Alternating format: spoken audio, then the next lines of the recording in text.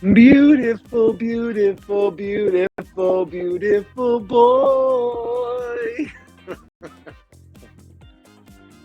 My phone on Do Not Disturb. I always forget to do that until it's too late.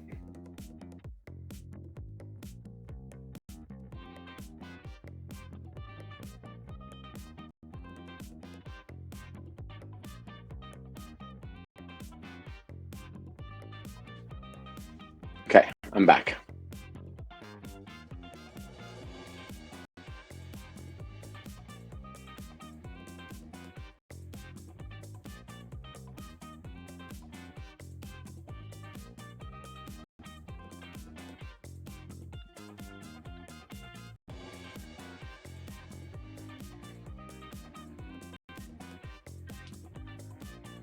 Hi, BB. Taki, maybe I'll pick you up if you're a good boy. We have too much time. I'm not going to hold you this whole time.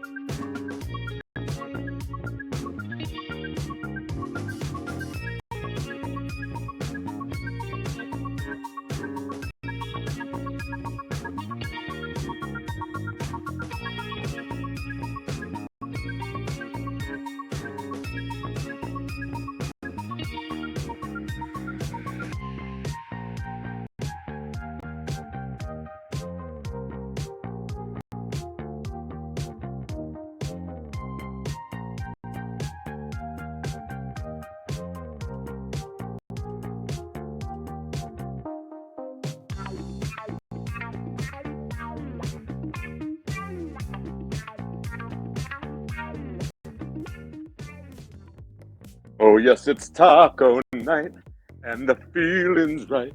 Oh yes, it's taco night. Oh what a night. Hello everybody, happy Friday. Hello, hello, hello. Welcome to One to Win. That was Tiny Taco Party, and I'm your old buddy Timothy Dunn.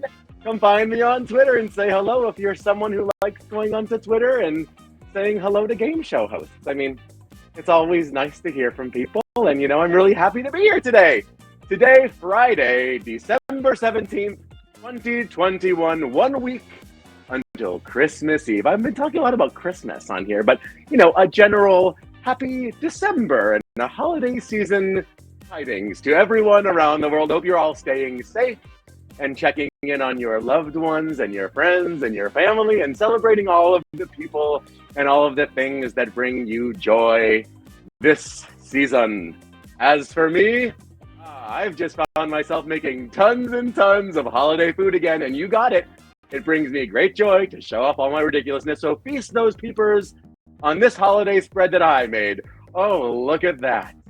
Charcuterie, a Christmas tree, little pepperoni ornaments. Can you believe that?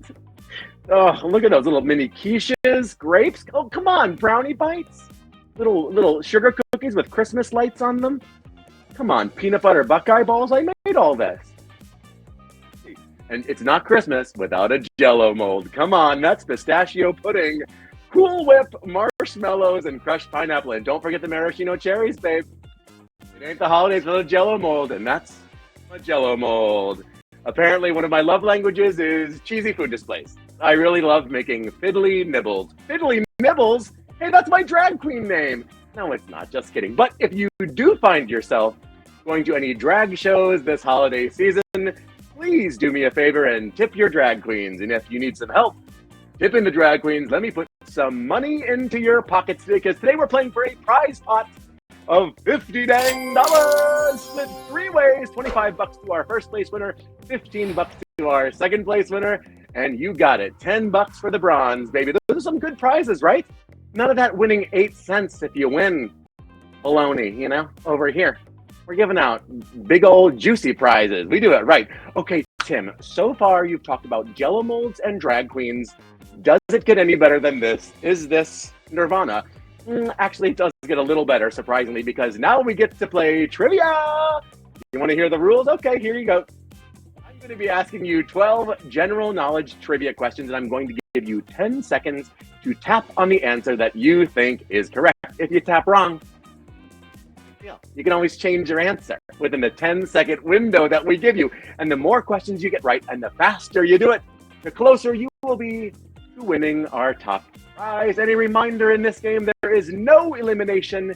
So if you get a question wrong, just you know what I mean? You can keep playing. Time is of the essence in this game, because prizes will be awarded to the players who get the most questions right in the least amount of time.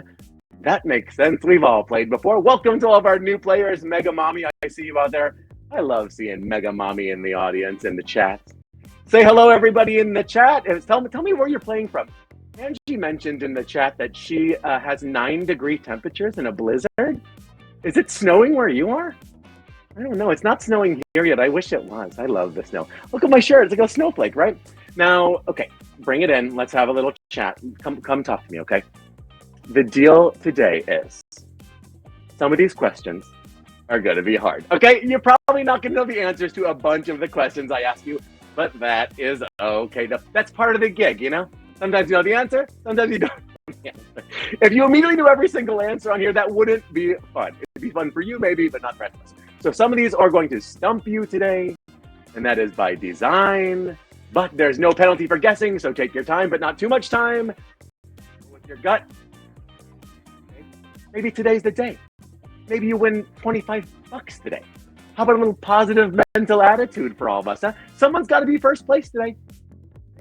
Just decide that it's going to be you. You might be wrong, okay? You might be wrong, because it's hard. But no harm in sending out a little positive vibe. You're number one. You're number one. You're number one. Everyone go ahead and toss a number one into the chat. Let's get some number one chants going in the chat. Everyone type the number one into the chat. We're not starting the game until I see some numero unos in the chat. Whenever you're ready, just type a number one. Okay, I see a number one. Thanks, Finn. Let's play. Let's have a really fun game for you today. It's going to be great. Happy December. Thank you for tuning in. All those number ones. You got it. Someone said 42. Alan thinks it's going to be number 42, and you might be. You never know. Congrats. I hope you're all number one. Thanks for tuning in. And giddy up, giddy up, giddy up. Let's go. Let's have a good show. Here we go. Question one. Let's have some fun. Okay, that was not my best, but let's move on anyway. Here we go. Q1. Let's start with an easy one for you. Q1. What food items were toasters designed for? Is it bread, bacon, or cheese? Cheese, bread, or bacon? Tap the right answer on your screen, and that's the time right there. You ever had a toaster?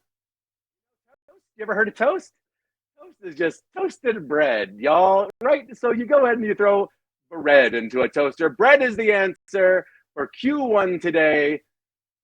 Cheese in your toaster. That sounds like a fire. You know what I mean? 71 of y'all got that one correctly. Now you know how to play. So let's move on to Q2, where things start getting interesting. Do you like games? You do. You're playing a game. Okay. Q2. Which of these tabletop games does not use a board? Is it Pachisi or Yahtzee? Which of these tabletop games does not use a board? Some of these are throwbacks. You might have to be in a certain age group to even remember what some of these games. So all three of these games are played with dice, but only two of them need a board. You know what I'm saying? Pachisi is an ancient game from ancient India in which you play on an ancient board, and you have to move all your pieces around it before anyone else does. And Risk is the longest strategy board game ever. There's that. And Yahtzee. Yahtzee is the answer. You just need dice for Yahtzee. I yell Yahtzee all the time, and no one knows what I'm talking about. Yahtzee is the answer for Q2. 59 one-to-winners. Got that one correct. You can call Yahtzee. Let's move on to Q3. Q3. Pop group released the song Message in a Bottle. Dire Straits, REM, the Police. Message in a Bottle. Sending out an SOS. Sending out an SOS. Oh, come on. Message in a Bottle is one of the most popular songs released by the English rock group. First of their 5 UK number one singles. Maybe if I tell you the name of one of their hits, you'll know who we're talking about here. Every breath you take, every move you make, every vow you make, every debut, what? Not sure yet? That amazing rendition of Every Breath You Take didn't sell you? Well, it's the Police. Open up, it's the Police. We've got 66 one-to-winners who are not sending out an SOS on Q3. Why do y'all thought it was Dire Straits? I guess that's a fine enough answer, but it's the Police. Come on. The Police. Let's move on to Q4. Q4. Oh, here's kind of a current one. Q4. The acronym NFT has been recently associated with what? Is it cryptocurrencies, electronics, or health ailments? NFT. Hey, babe, you heard of NFTs? You like an NFT? You want an NFT? You got an NFTs? Listen, I tried very hard to not learn what NFTs were, but NFTs are apparently all anyone's talking about lately. You know what I mean? If you haven't been living under a rock for the past few months, you know that NFT stands for non-fungible token. They're basically just a way to prove ownership of something. You know what I mean? Or maybe there's the Ponzi scheme. I don't know. I'm just a game show host. You know what I mean? Often criticized for their massive energy consumption, NFTs are most closely associated with cryptocurrencies, such as Ethereum, and cryptocurrencies is our answer for Q4. 62 one-to-winners. All about NFTs. And now, can we please never speak of NFTs again? Thank you very much. That is my Tim talk. Okay, cool. That's a thing I'm going to start doing. No, I won't. Okay, Q5. Let's move on to a fun one for Q5. Q5.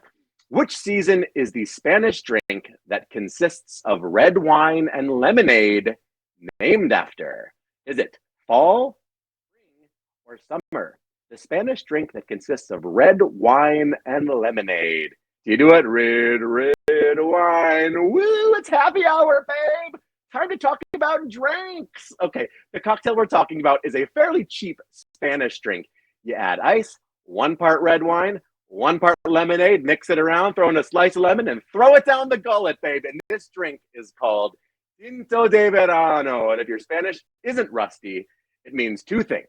First of all, it means play one to win in Spanish with Mike this Sunday at 2 p.m. Eastern Time. There's a plug coming at you. But it also means that you'll know that Verano is a season of the year. Indeed, it is summer, the summertime. Ooh, 41 one-to-winners knew that. We lost 30. Spanish, babe. It's a great language. Oh, this is a fun one. Let's move on to Q6. Q6 is one of our famous picture puzzles. Q6. Which of these is a macaroni tool? Go ahead and tap on the macaroni tool. Hey, macaroni. Macaroni tool. It's tool time, baby. It's tool time. Shout out to tool time. Tool talk. Oh, listen.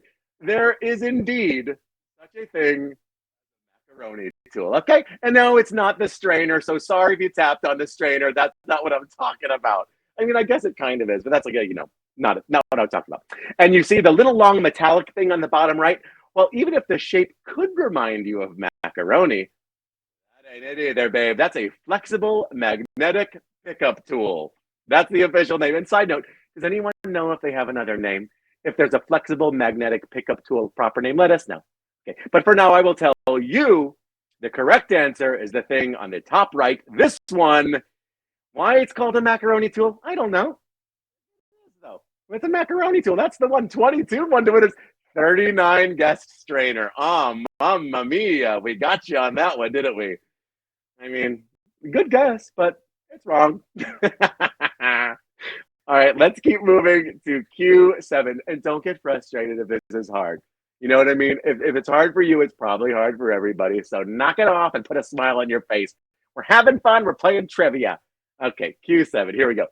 Q7. The condition that causes kidnapping victims to bond with their captors is named after a city in what country? Is it Norway, Sweden, or neither? The condition that causes kidnapping victims to bond with their captors. Like a syndrome question, babe? You ever heard of a syndrome? Do you know what a syndrome? Okay. I think it's what many of our players might feel towards us, quite frankly, no doubt, because our questions are kind of hard. It's the name coined all the way back in 1973 when 4 hostages in a failed bank heist developed a positive bond with their captors to the point that instead of testifying against them, they actually started raising money for their defense. That's wild, right? The story happened in Stockholm, and ever since then, this phenomenon has been known as Stockholm Syndrome. And babe, Stockholm is in Sweden. Congratulations to 53 one-to-winners who knew all about Stockholm Syndrome. And listen, if you have positive associations with us, we're not captors. You signed up for this on your own. So, we're just having fun. We're just playing a game. It's okay. No, you did not lose already. Someone said I lost already. No way. The game rolls on, baby. You never know what kind of game other people are playing. Just do your best. Keep smiling, Keep tap, tap, tap it. Let's move on to Q8. Q8, here we go. Oh, this is a fun one. Which of these titles is not officially recognized by Guinness World Records? Is it fastest window cleaner, largest collection of traffic cones, or most fruitful orange tree? Oh, boy. You ever just spend a couple hours browsing through the Guinness Book of World Records website?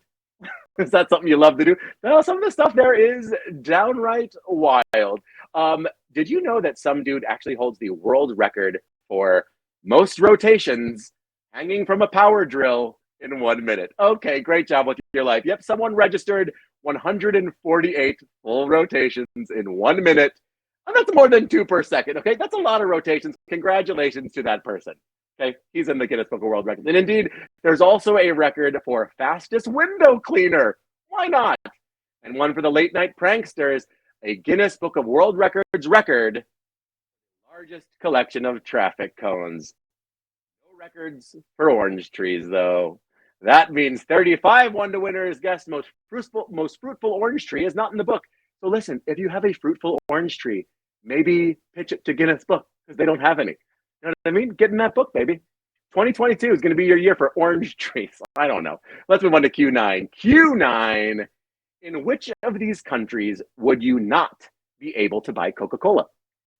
Cuba, Syria, or Venezuela? Which of these countries would you not be able to buy Coca-Cola? Do you know what all three of these countries have in common? They're all sanctioned by the US of A government. How fun! Isn't that a fun thing to learn? But not all sanctions are created equal, mind you, and two of them can still import Coca-Cola. As a fun side note, Coca-Cola and Pepsi used to be banned in Syria, so the government could hold a full monopoly over the soft drink industry. Everything is terrible. No, it's not. So much fun. You know what I mean, though? But the country in which you can still not buy a can of Coke due to the 1958 embargo, Cuba. How ironic. Because the Cuba Libre is a rum and Coke. You can't even get a Cuba Libre in Cuba. Cuba is the correct answer. 36 one-to-winners got that right. 26 guessed Syria. You're right there. You're right there.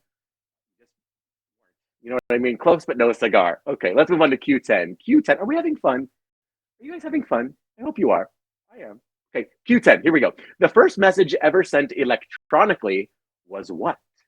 Is it a Bible quote, the alphabet, or three dots? First message ever sent electronically. Whew, electronic communications. Okay, so the story goes, the first electronic message in history was sent all the way back in 1844 in Morse code by none other than Samuel Morse himself. They named the code after him. It was suggested to him by a friend's daughter, and it goes as follows. Dot, dash, dash, dot, dot. No, just kidding. The message is, what hath God wrought? Taken from Numbers 23:23 in the Bible. And here's a very fun fact for our Apple nerds in the audience. The very first text printed by the very first Apple printer read, was wrought. Homage both the Morse code and the old was. Wozniak, the more you know. And was dated Kathy Griffin. That's something that I know from watching television. All right, congrats. We have 24 one-to-winners knew that. We lost a bunch of y'all on that one. Keep playing. It goes on. Two more Qs. But let's move on to Q11. Q11, here we go. Where does the British term pinta, referring to a pint of milk, originate from? Is it an advertisement, a song's lyrics, or Spanish? Pinta. The British term pinta. So it turns out pinta ain't only Spanish for pint, baby. Well, in English, it's also referred to a chronic skin disease, but that's not the one we're talking about here. Okay, all the way back in 1959, following in the footsteps of Cuppa, the British Milk Marketing Board, yep, that was a thing, started putting up posters with the slogan, drink a pint of milk a day. Really effective, but at getting people to drink more milk. But hey, at least we got the word pinta, an advertisement, 25 one-to-winners are getting a pint victory. Oh, man. Sometimes they're good jokes and sometimes they're not. And that's the way it goes. When you're live, babe, sometimes things come out of your mouth and you're like, I haven't said that, but, no regrets. Live in the moment. Carpe diem. Okay, we have one final question. We're at Q12. I swear every week time flies by. We're already on the final question, so put your thinking caps on. Let's really go for this gold today, okay? Here we go. U12, which of the following inventions patents was lost in a fire? A fire extinguisher, a fire engine, or a fire hydrant? The following patents was lost in a fire. All right, in an incredible twist of irony, we'll never know who came up with one of these inventions that was meant to help protect against fire because there was a fire at the patent office and that document was lost. Come on, it's a black fly in your Chardonnay. Cue up the Alanis. Come on, right? The very first patent for the fire extinguisher dates all the way back to 1723 when Ambrose Godfrey patented it in England. And the fire engine's inventors are also still on record. The unfortunate creator of the fire hydrant will never be credited for their invention, though. Fire hydrant is the final answer. 19 one-to-winners got 40 of y'all guess fire extinguisher. That makes sense, but all right. And that's it. That's the game. One-to-win. That's how we play. We're out. 12 Qs, some banter, a little taco time, some like charcuterie boards, and that's how's everyone feeling? Great, let's do it. It's a time, one of my favorite parts of the game. You think you did well. Let's see what place you came in today. We have 69 players today. Let's comment what number you think you came in. Someone's got to be number one. You think you came in 69th? You came in first? You came in fifth? I'm going to say 69 now. I mean, everyone, it's sort of like we got you on that one because everyone always types that number. But now that it's last place, no one's going to type it. All right, 50-50. You genius, 50. Come on. In the winner's circle, bud. 67. Angie thought she's number 11. You know what? Figure it out. Let's see how y'all did. You ready? Let's go to the winner's circle. Today's winners are God. Taking first place. Oh, he's here. She's here. With 11 correct answers in 54.65 seconds. Milky Fruits comes in second place with 11 correct answers in 62.22 seconds. And Gato with 11 correct answers in 69.26 seconds. Congratulations to God, Milky Fruits, and Gato. You need for a wonderful holiday season. That's it, friends. That's one to win. Congrats to all of our winners. If you didn't snag any of our prizes this time, we will be back next week doing the whole thing one more time. Fridays at 4 p.m. Eastern Time. If you want to play the Spanish version with Mike, it's Sundays at 2 p.m. Eastern Time. I'm Timothy Dunn. It's been really fun doing this with you today. As always, if you had any fun today, or if you laughed, or if you groaned or something, I challenge you to take that little piece of joy you now have and go and do something nice for someone else in your life. Because joy is not meant to be kept. Joy is meant to be shared. Thank you so much for watching. If no one else has told you this yet today, I love you. I'll see you all over on Twitter or in my sweet, sweet dreams. Have a great week, everybody. Bye.